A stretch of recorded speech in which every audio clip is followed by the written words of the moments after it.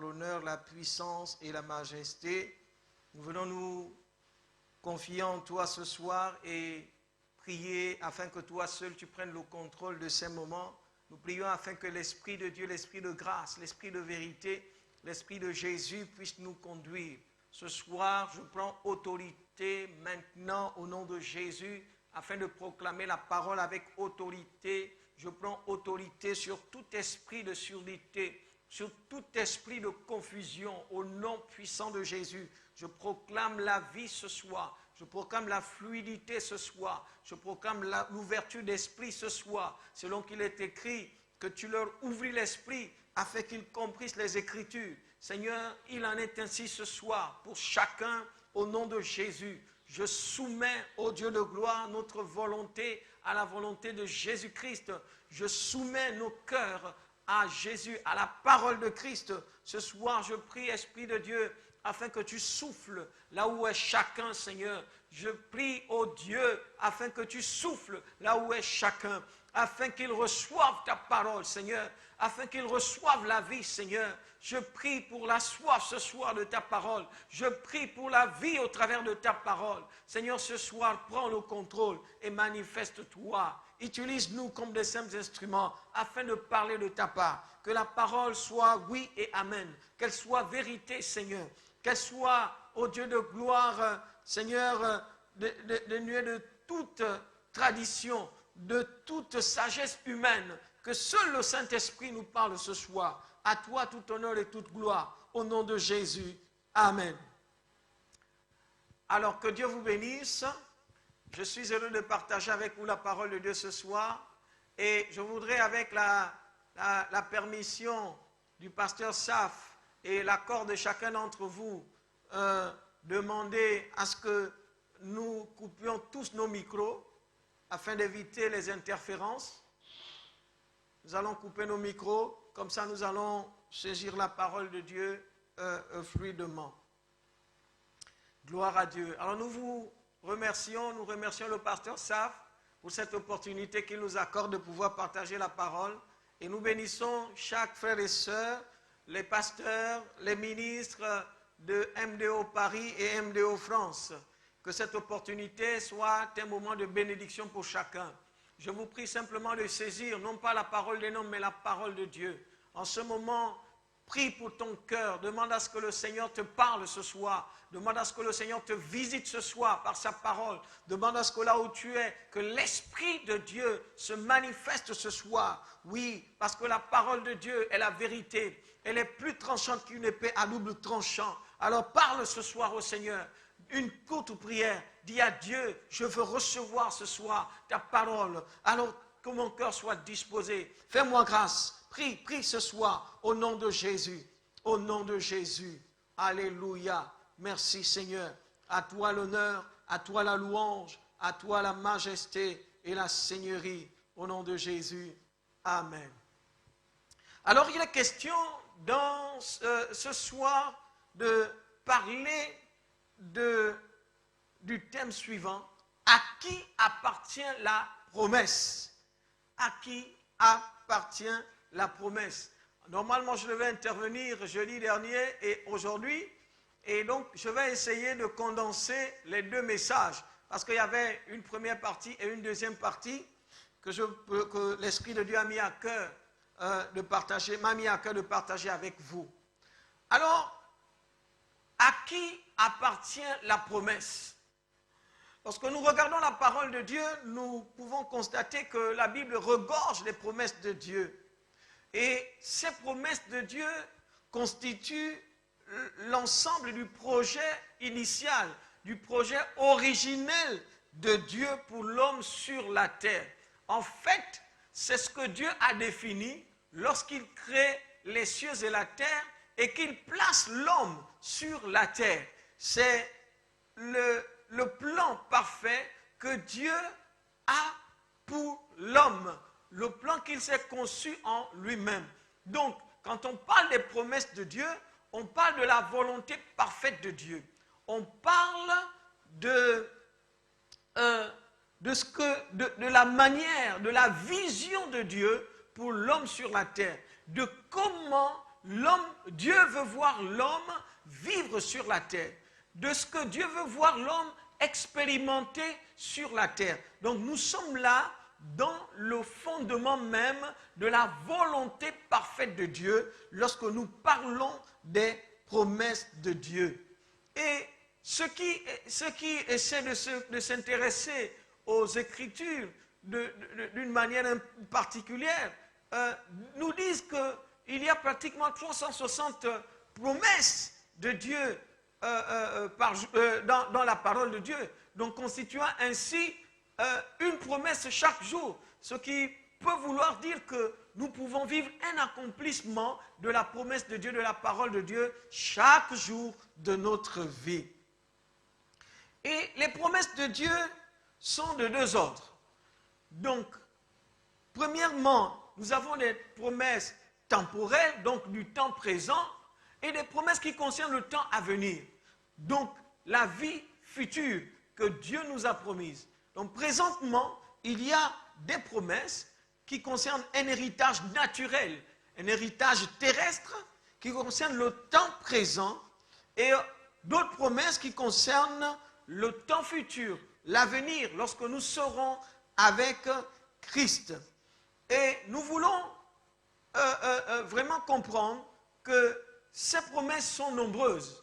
Elles concernent notre santé, elles concernent notre bénédiction financière, matérielle, elles concernent la productivité, la fécondité, elles concernent la victoire sur toute chose, elles concernent le pouvoir, la domination, elles concernent la gloire. Et donc, toutes ces promesses qui nous sont faites par Dieu sont là pour un but. Et c'est pour cela que, en Ésaïe chapitre 29 au verset 11, il dit « Car je connais les projets que j'ai formés sur vous, dit l'Éternel, projets de paix et non de malheur, afin de vous donner un avenir et de l'espérance. » Donc Dieu a des projets pour ses enfants. Il a des projets pour l'homme. Il a des projets pour son peuple sur la terre. Et en ce qui concerne ces promesses, écoutez ce que Pierre nous dit, l'apôtre. Donc nous avons pris un passage dans l'Ancien Testament et nous prenons un dans la Nouvelle Alliance, dans le Nouveau Testament. Dans 2 Pierre 1, à partir du verset 2, il dit « Que la grâce et la paix vous soient multipliées par la connaissance de Dieu et de notre Seigneur. Comme sa divine puissance nous a donné tout ce qui contribue à la vie et à la piété, au moyen de la connaissance de celui qui nous a appelés par sa propre gloire et par sa vertu, lesquels nous assurent de sa part les plus grandes et les plus précieuses promesses, afin que par elles, vous deveniez participants de la nature divine. » Nous ne sommes pas encore en train de répondre à la question de savoir à qui appartiennent les promesses, mais nous essayons d'abord d'établir un fondement biblique concernant les promesses de Dieu. Donc, elles existent parce que Dieu a des projets pour son peuple. Elles existent parce que Pierre nous dit que la gloire et la vertu de Dieu nous assurent les plus grandes et les plus précieuses promesses. Donc, ce ne sont pas des promesses anodines, ce ne sont pas des petites promesses. La Bible dit les plus grandes et les plus précieuses. Et cela, dans quel but? Afin que nous soyons comme lui, comme Dieu, que nous soyons rendus participants de la nature divine. Alors, qu'est-ce qu'une promesse? Brièvement, une promesse, c'est une parole donnée à quelqu'un, à un groupe de personnes, et qui engage son auteur. Et la promesse, lorsque nous regardons la Bible, peut être faite avec serment. En Genèse chapitre 2, versets 15 à 18, Dieu parle à Abraham. Et il dit à Abraham que parce que tu as fait cela, je le jure par moi-même. Et quand il jure, il rappelle la promesse qu'il avait faite à Abraham en Genèse chapitre 12, versets 1 à 3.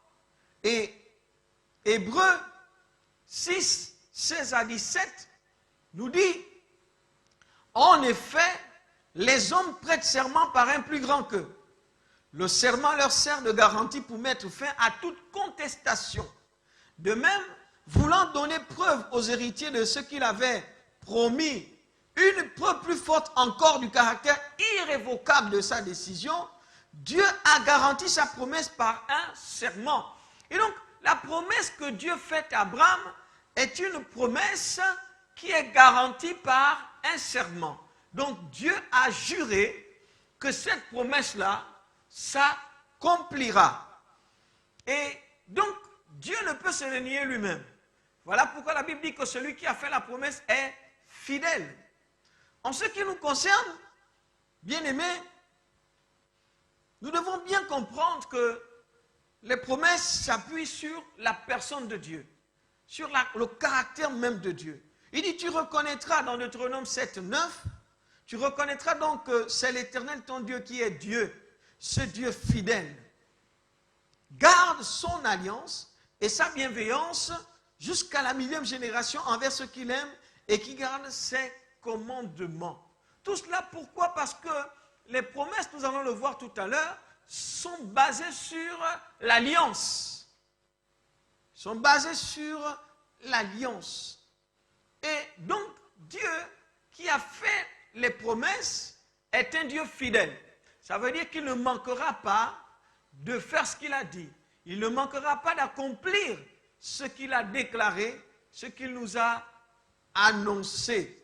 Et la fidélité, c'est un attachement, c'est l'attachement à ses devoirs, à ses affections. C'est cette régularité à remplir ses engagements. Et la fidélité évoque de même l'attitude, le comportement d'une personne qui s'abstient dans la durée à trahir un serment ou à trahir la confiance d'une personne. Et s'il y a quelqu'un qui ne peut le faire, quelqu'un qui ne peut trahir son engagement, sa parole, c'est Dieu. C'est Dieu. Et Jacques nous dit qu'en lui, il n'y a pas de variation ni d'ombre de changement. Jacques chapitre 1 verset 17. Il demeure ce qu'il est. Le Dieu d'Abraham, qui a accompli les promesses avec Abraham, qui a fait des promesses à Abraham et qui les a accomplies. Le Dieu d'Isaac, qui a fait des promesses, qui a réitéré les promesses d'Abraham à Isaac et qui les a accomplies. Le Dieu de Jacob, qui a réitéré les promesses faites à son père à Isaac et Abraham et qui les a accomplies. Parce que Dieu s'en tient toujours à ce qu'il dit. Alléluia. Qu'il s'agisse de ses promesses de bénédiction ou même de l'annonce de son jugement. Et donc, nous avons une garantie quant à l'accomplissement des promesses de Dieu. Cette garantie, c'est sa fidélité. Venons-en à la question qui constitue notre partage de ce soir. La Bible dit dans Galates 4, 28, « Or vous, frères, vous êtes les enfants de la promesse. » Nous essayons de répondre à la question de savoir à qui appartient la promesse, sinon les promesses. Nous allons établir une vérité biblique, c'est celle qui est tirée du livre de Romains au chapitre 9, verset 3. La Bible parle d'Israël, et la Bible dit que c'est à Israël qu'appartiennent la loi, les patriarches, les alliances, les promesses. Il dit que cela appartient à Israël. Mais nous devons savoir comment Israël a obtenu cela. Et si cela appartient à Israël, nous avons besoin d'être en phase avec Israël. Alors, pourquoi nous intervenons dans ce qui appartient à Israël? Parce que les promesses appartiennent à Israël. Galates 4, 28 nous dit, « Or, vous, frères, vous êtes les enfants de la promesse. » Et quand Paul s'adresse aux Galates, il s'adresse à une église constituée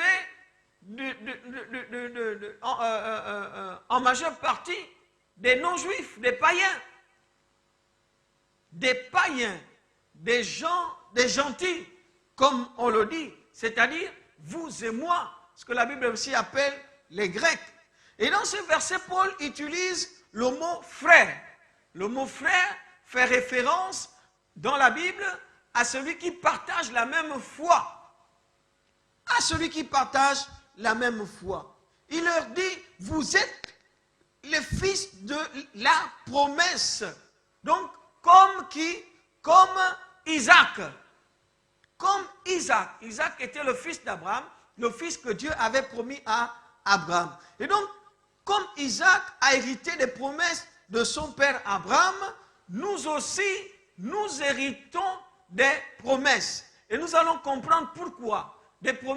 Nous héritons des promesses bibliques comme Isaac. C'est-à-dire des promesses qui ont été faites à Abraham.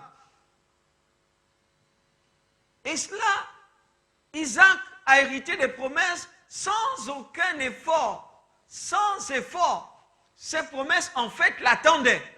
Ces promesses étaient là pour lui. Parce qu'il était le fils d'Abraham et donc l'héritier. Donc, à partir de ce verset et de Galates 3, 7 à 16, que je voudrais que nous lisions ensemble, Galates 3, 7 à 16, nous allons le lire dans la version du semeur. La Bible dit ceci. Comprenez-le donc. Seuls ceux qui placent leur confiance en Dieu sont les fils d'Abraham. Seuls ceux qui placent leur confiance, donc leur foi en Dieu, sont les fils de qui? D'Abraham. Donc, nous avons là, en ce qui concerne Abraham, deux types de fils. Le premier, Isaac, qui est le père de Jacob, qui est le père des enfants d'Israël. Et d'autres fils, la Bible dit ceux qui placent leur foi en Dieu, c'est-à-dire vous et moi. La Bible continue au verset 8 en disant de plus, l'Écriture prévoyait que Dieu déclarerait les non-juifs justes s'ils avaient la foi. Et donc nous aussi, nous avons été déclarés justes. C'est pourquoi elle a annoncé par avance cette bonne nouvelle à Abraham, tu seras une source de bénédiction pour toutes les nations. Parce que Abraham est celui à qui les promesses ont été faites. C'est à Abraham que les promesses ont été faites. Et donc, nous voyons comment nous sommes rendus participants de ces promesses au travers de Christ. Parce que nous avons foi en lui. En effet, verset 10, verset 9, ainsi, tous ceux qui font confiance à Dieu comme Abraham lui a fait confiance, on part à la bénédiction avec lui. Donc nous avons part aux promesses avec qui? Avec Abraham. Nous avons part donc aux mêmes promesses. Voilà pourquoi Éphésiens chapitre 2, verset 1 dit, Dieu nous a bénis de toutes les bénédictions spirituelles dans les lieux célestes, en Jésus-Christ. Verset 10 de Galates chapitre 3. En effet, ceux qui comptent sur leur obéissance à la loi tombent sous le coup de la malédiction, car il est écrit, maudit soit qui n'obéit pas continuellement à tout ce qui est écrit dans le livre de la loi. Est-ce que vous m'entendez bien? Ça va?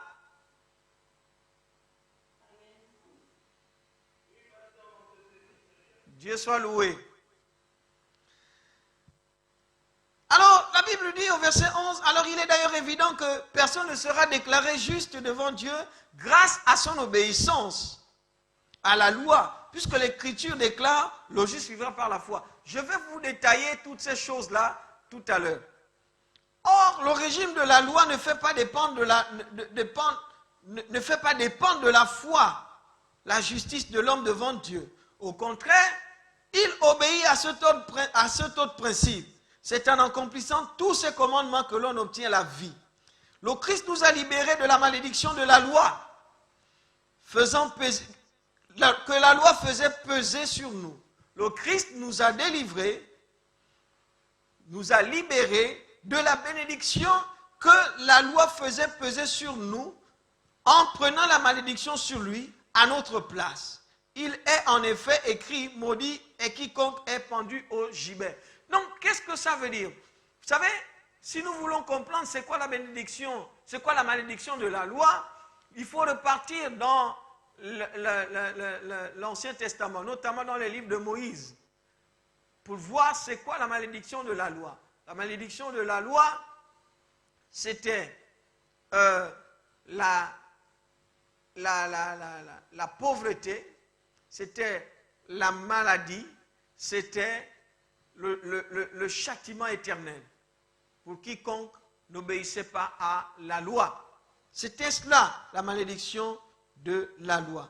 Et la Bible dit, Jésus-Christ l'a fait pour que, grâce à lui, la bénédiction d'Abraham s'étende aux non-juifs et que nous recevions par la foi l'Esprit que Dieu avait promis. Donc, à cause de l'œuvre de Christ, les promesses qui avaient été faites à Abraham ont été étendues sur nous. Donc, sont venues jusqu'à nous, sont venues jusqu'à toi, elles sont venues jusqu'à moi. Donc, la Bible dit, mes frères, verset 15, prenons un exemple de la vie ordinaire.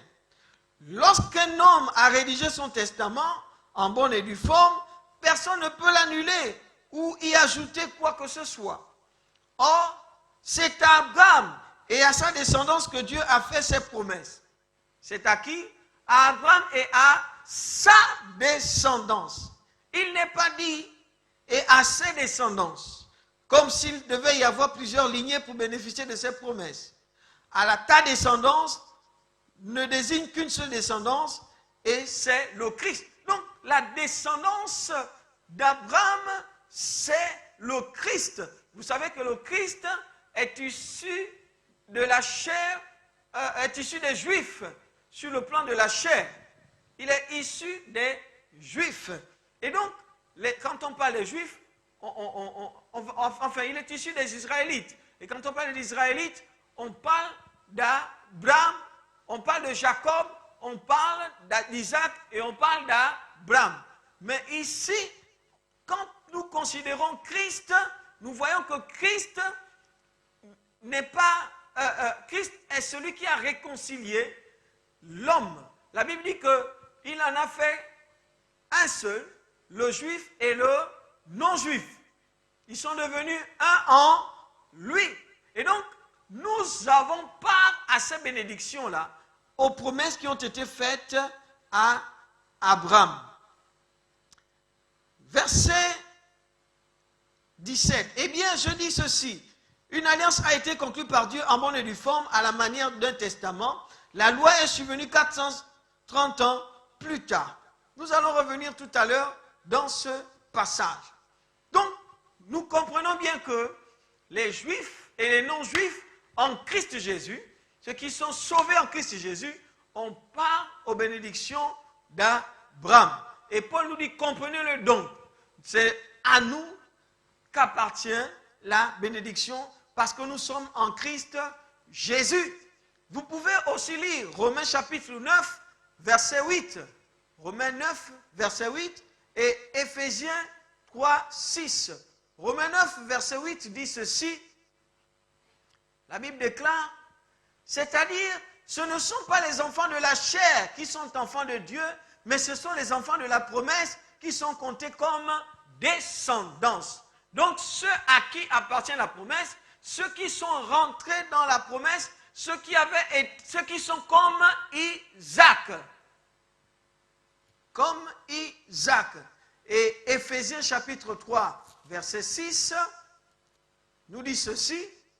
Éphésiens 3, verset 6 nous dit, les païens ont un même héritage, formant un même corps et participant à la même promesse en Christ, Jésus par l'évangile. Alléluia, gloire à Dieu. Donc, j'ai un même héritage. Vous savez, parfois, quand nous prenons la parole de Dieu, lorsque certains, autant pour moi, prennent la parole de Dieu, ils regardent, ils ne prennent que le fait d'être sauvés. Et le reste, ils disent que ça, c'est pour les Juifs. Non, la Bible dit que nous avons part à la même bénédiction. Donc, nous sommes rendus participants à la même promesse. Et donc, Dieu nous a donné le salut en son Fils Jésus. Parce que Galates 3, 26 à 28 dit, « Car vous êtes tous fils de Dieu par la foi en Jésus-Christ.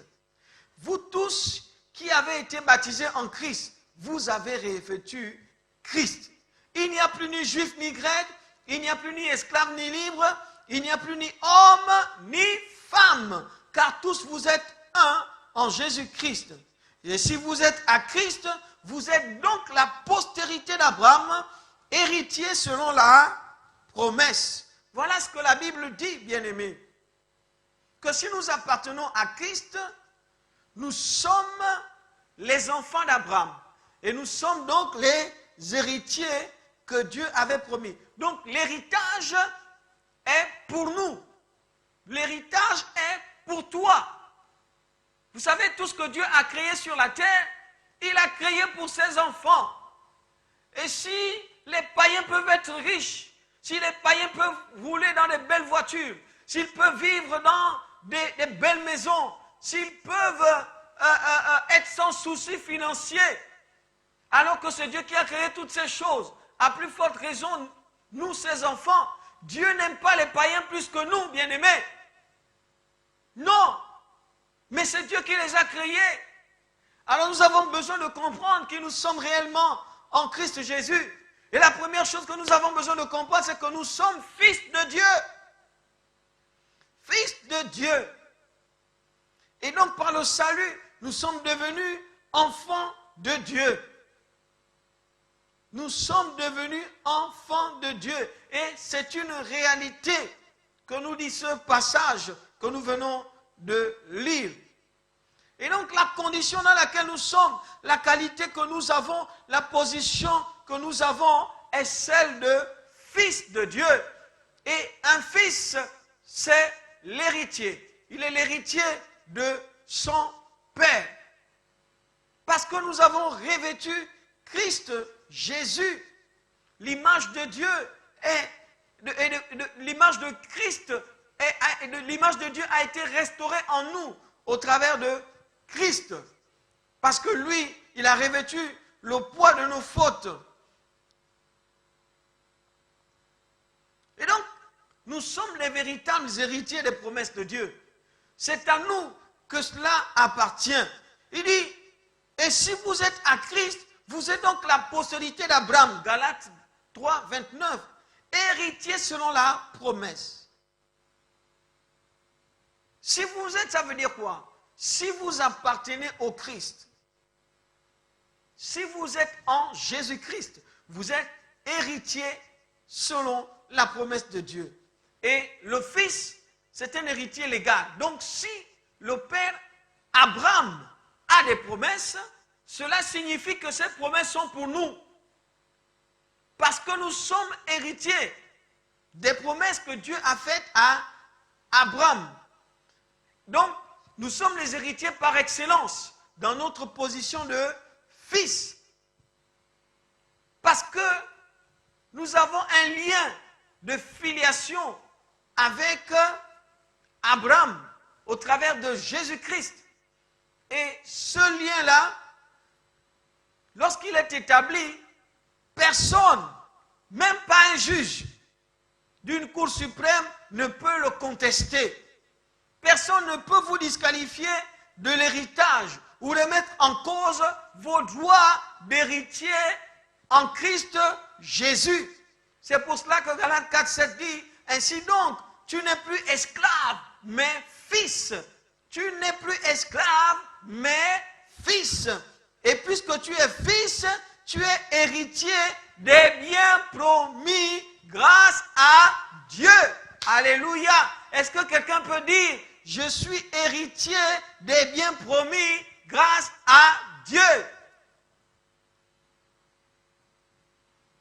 Et donc pour Dieu, nous sommes ses enfants nous sommes les enfants de la promesse. Notez Romains 8, verset 15. Nous n'avons pas le temps de tout lire. En effet, vous n'avez pas reçu un esprit qui fait de vous des esclaves ou vous ramène à la crainte. Oh, beaucoup d'enfants de Dieu vivent comme des esclaves. Et ça, ce n'est pas nouveau. Parce que Salomon avait observé cela sur la terre. Il dit, j'ai vu quelque chose d'anormal sur la terre. J'ai vu des esclaves assis sur des chevaux et des princes marchant à pied. Et il dit que ce n'est pas normal. C'est une inversion de l'ordre divin. Et donc nous avons besoin de rétablir l'ordre divin dans nos vies. Il y a beaucoup d'enfants de Dieu qui manquent de beaucoup de choses.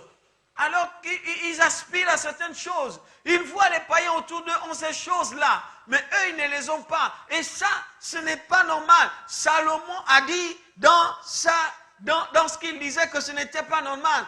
Et ici, Romains 8, 15, le Saint-Esprit nous dit que vous, un esprit qui fait de vous, en effet, vous n'avez pas reçu un esprit qui fait de vous des esclaves ou vous ramène à la crainte. Non, vous avez reçu l'esprit qui fait de vous des fils adoptifs de Dieu. Des fils adoptifs de Dieu. Et si nous sommes des fils de Dieu, alors nous sommes héritiers des promesses de Dieu. Donc les promesses de Dieu sont pour nous. L'apôtre Pierre, c'est pour cela qu'il dit, en ce qui concerne la promesse du Saint-Esprit, dans le livre des Actes, au chapitre 2, il dit, au chapitre 3, car la promesse est pour vous. Car la promesse est pour vous, pour vos enfants et pour tous ceux qui viendront en aussi grand nombre que le Seigneur les appellera. Donc, les promesses de Dieu sont pour toi. Les promesses d'être rempli du Saint-Esprit sont pour toi. Et ce soir, je prie pour celui qui n'est pas rempli du Saint-Esprit et qui m'entend ce soir. Au nom du Seigneur Jésus, je demande que tu sois baptisé dans le Saint-Esprit avec des signes évidents. Là où tu es, je prie pour que la promesse du Saint-Esprit soit ton partage ce soir. La promesse de la plénitude de l'Esprit de Dieu soit ton partage ce soir. Je prie afin que celui qui m'entend et qui a séché dans sa vie spirituelle soit renouvelé dans le Saint-Esprit. La Bible dit, ils furent remplis du Saint-Esprit et ils parlèrent de nouvelles langues. Au nom de Jésus, reçois-le maintenant. Reçois-le maintenant. Au nom de Jésus-Christ de Nazareth. Voyez-vous? Amen. Bien-aimés, nous sommes fils de Dieu. Et la Bible dit que le Saint-Esprit rend témoignage à notre esprit que nous sommes enfants de Dieu. Romains chapitre 8, verset 5. Nous sommes enfants de Dieu. Et au verset 15 à 17 de Romains, verset 17 de Romains, il est dit, or si nous sommes enfants, nous sommes aussi héritiers, héritiers de Dieu et co-héritiers avec Christ. Co-héritiers. Qu'est-ce qui a manqué à Christ lorsqu'il était sur la terre? Qu'est-ce qui lui manquait? Il était capable de dire, va pêcher un poisson pour pouvoir payer mon impôt. Combien nous ne trimons pas pour pouvoir, comment dire, évacuer nos factures, payer nos factures. Combien nous n'avons pas de difficultés pour pouvoir vivre une vie décente. Et cela, ce n'est pas normal. Aujourd'hui, tu dois dire, ce n'est pas normal. Dis avec moi, ce n'est pas normal. Ce n'est pas normal que je vive une vie qui ne reflète pas celle de Christ sur la terre. Oui, Christ sur la terre n'a manqué de rien. Il a pourvu aux besoins de tous ceux qui étaient autour de lui. Il a béni les gens. Il a fait du bien aux gens.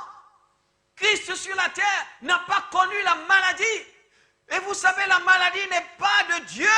La Bible dit que dans Acte 10, 38, voyez comment Dieu a oint du Saint-Esprit Jésus de Nazareth qui allait de lieu en lieu, guérissant les malades et délivrant tous ceux qui étaient sous l'emprise du diable. Et donc si tu es dans la maladie, il y a une promesse de guérison pour toi. Parce que la Bible dit, par les meurtrissures de Jésus, vous avez été guéris. C'est à toi qu'appartient la promesse de guérison. Et si tu me suis ce soir, et si tu es malade, saisis la promesse de guérison. Reçois la guérison au nom de Jésus-Christ de Nazareth. Ce soir, si tu as des problèmes de stérilité, tu peux recevoir la fécondité. Parce que ce n'est pas la volonté de Dieu. Ce n'est pas Dieu. Dieu n'afflige pas les hommes. Il n'afflige pas les hommes. Non, c'est l'ennemi qui afflige les hommes. Alors ce soir, tu as la promesse de guérison, la promesse de vie, la promesse de la santé, la promesse de la bénédiction. Il dit, je souhaite que tu prospères à tous égards, comme prospère l'état de ton âme.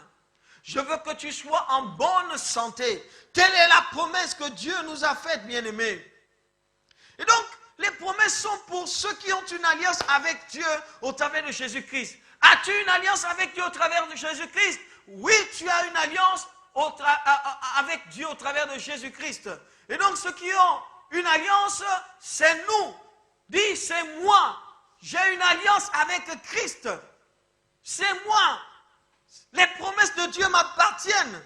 Oui, bien-aimé, c'est à toi qu'appartiennent les promesses de Dieu. Celles qui sont écrites dans la parole de Dieu. Deutéronome 1 à 14. Ces promesses sont pour toi. Et tu dois les proclamer. Tu dois les déclarer. Tu dois t'en approprier. Parce que c'est les promesses de Dieu pour toi. Il dit, je connais les projets que j'ai formés sur vous.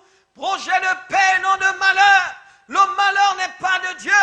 Le malheur n'est pas de Dieu. Si tu es dans le malheur, lève tes yeux vers le Seigneur. Parce que le malheur qui est sur toi ne vient pas de Dieu. Si tu es sous la malédiction, sache que la malédiction n'est pas de Dieu. Elle ne vient pas de lui. Et comme tu es en Christ, tu peux rejeter la malédiction. Parce que la Bible dit que Christ s'est fait malédiction à ta place. Parce qu'il est écrit, maudit soit quiconque est pendu au bois. Voyez-vous, l'alliance, c'est le socle de nos promesses.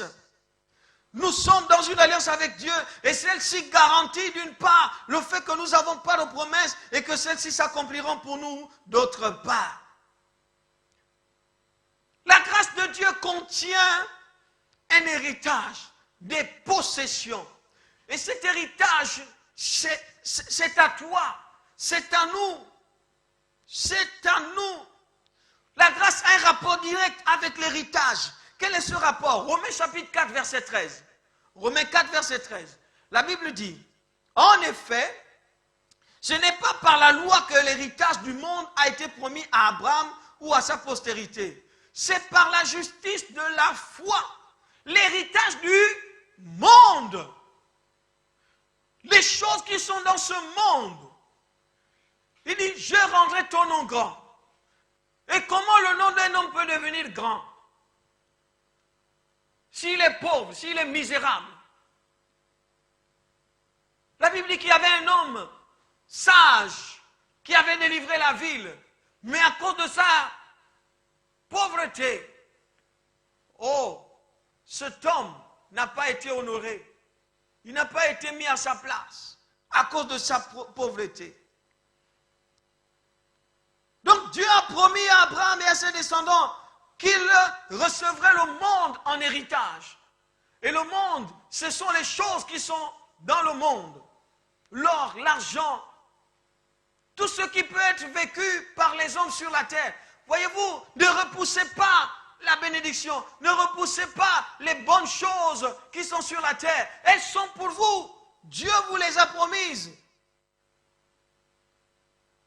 Dieu vous les a promises, bien-aimés. Donc, la réalité, c'est qu'en Christ, nous avons un héritage. Nous avons des promesses. Éphésiens 1, 11 à 12.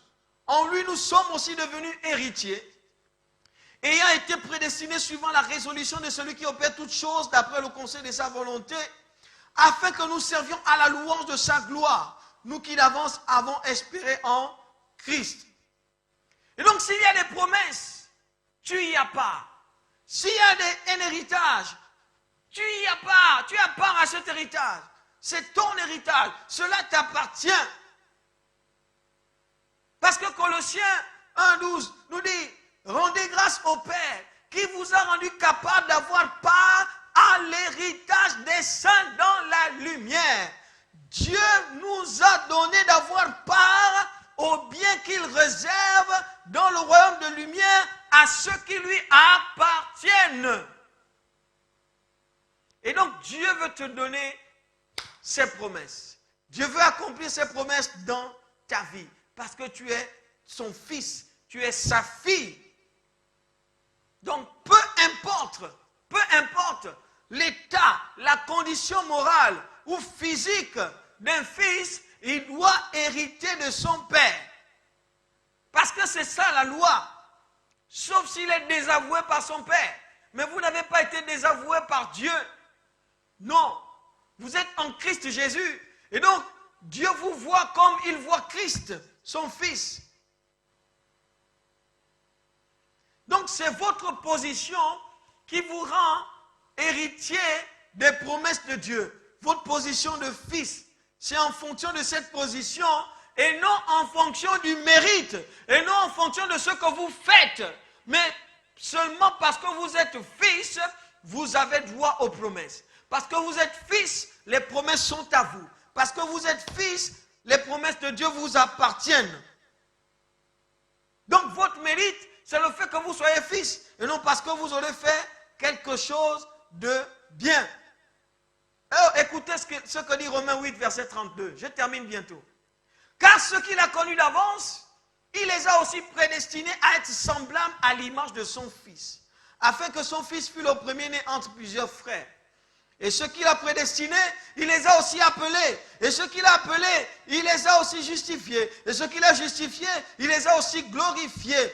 Lui qui n'a point épargné son propre fils, mais qui l'a livré pour nous tous, comment ne nous donnera-t-il pas aussi toutes choses avec lui? Comment ne nous donnera-t-il pas la gloire? Comment ne nous donnera-t-il pas la richesse, l'honneur, le pouvoir, l'autorité? Comment ne nous permettra-t-il pas d'entrer dans les promesses qu'il a faites à Abraham, lui qui nous a rendus participants à la nature divine? Nous sommes les héritiers des promesses de Dieu parce que nous sommes ses fils, parce que nous sommes ses enfants. Et Abraham a obtenu les promesses. Et s'il a obtenu les promesses, c'est que nous aussi nous allons obtenir les promesses. Parce que Isaac a obtenu les promesses. Jacob a obtenu les promesses. Et nous aussi, nous sommes préparés pour obtenir les promesses. Mais la question centrale est de savoir comment les a-t-il obtenues? Comment Abraham a obtenu les promesses? Et donc, comment toi, tu peux obtenir les promesses? Donc, si nous comprenons le mécanisme, donc ça, c'est la deuxième partie de mon message, parce que nous sommes maintenant conscients et convaincus que les promesses sont à nous, les promesses sont à toi. Mais comment y entrer? Parce qu'il ne suffit pas d'être héritier des promesses. Il ne suffit pas d'avoir des promesses. La Bible dit, aussi longtemps que l'héritier est un enfant, il ne diffère en rien d'un esclave. Galates chapitre 4, verset 1. Et donc, si nous comprenons comment Abraham a obtenu les promesses de Dieu, alors nous pouvons aussi suivre ses pas et obtenir nous aussi.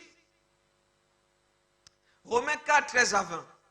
En effet, ce n'est pas par la loi que l'héritage du monde a été promis à Abraham et à sa postérité. C'est par la justice de la foi. Par la justice de la foi. Car si les héritiers le sont par la loi est vaine et la promesse est anéantie. Parce que la loi produit la colère et que là où il n'y a point de loi, il n'y a point non plus de transgression.